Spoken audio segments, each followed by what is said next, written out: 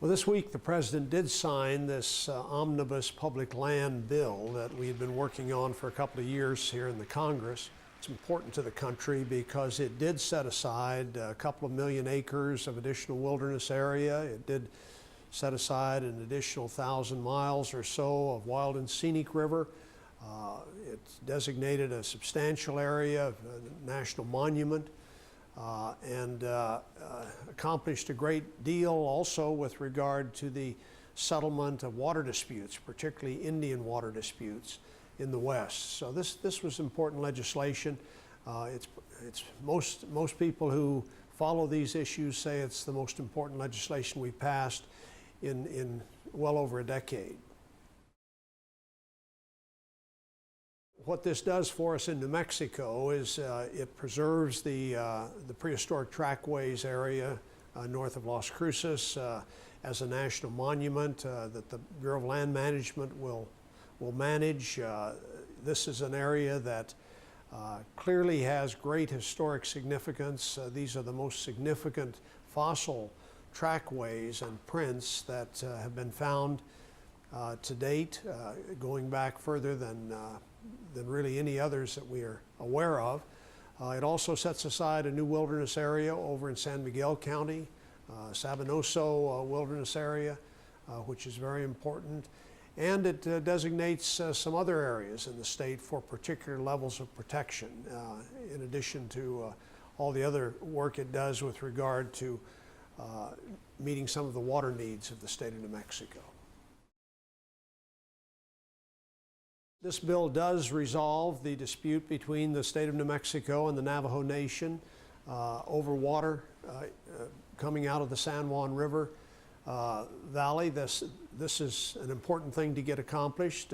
It's also important because part of the settlement and part of what we authorized in this legislation was the construction of the pipeline system to get water from the San Juan River down to where it's needed in the eastern part of the Navajo Reservation. There are many communities there that have been having to bring water by truck for many years, and this is a solution to that problem. It also is a long-term solution to the problems of the city of Gallup. The city of Gallup is seeing a depletion of the traditional sources that they've depended upon for water, and this is a solution to that as well.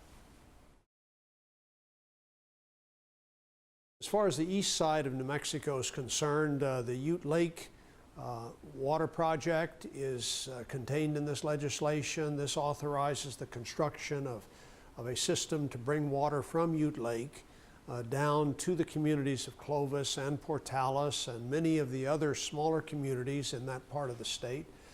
Again, the problem that they face is that they have been dependent upon underground aquifers for their water, and the water in those underground aquifers has been depleting each year. So they need a more reliable source of water, and this legislation authorizes the construction of the project that will provide that.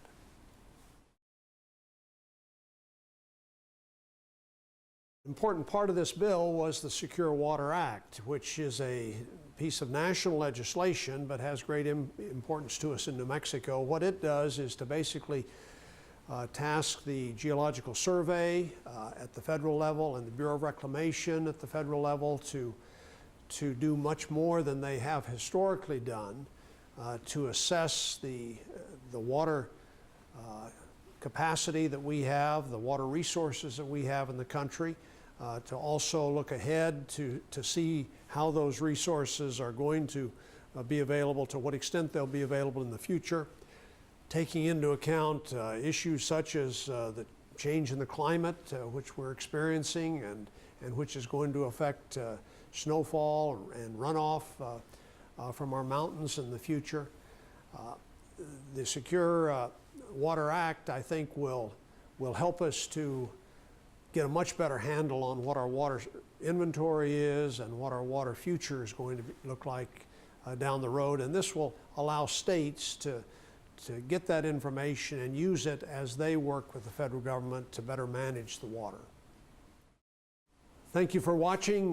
We hope this policy brief is interesting to you. If you need any more information on this, please contact our office through our website or otherwise, and stay in touch with us.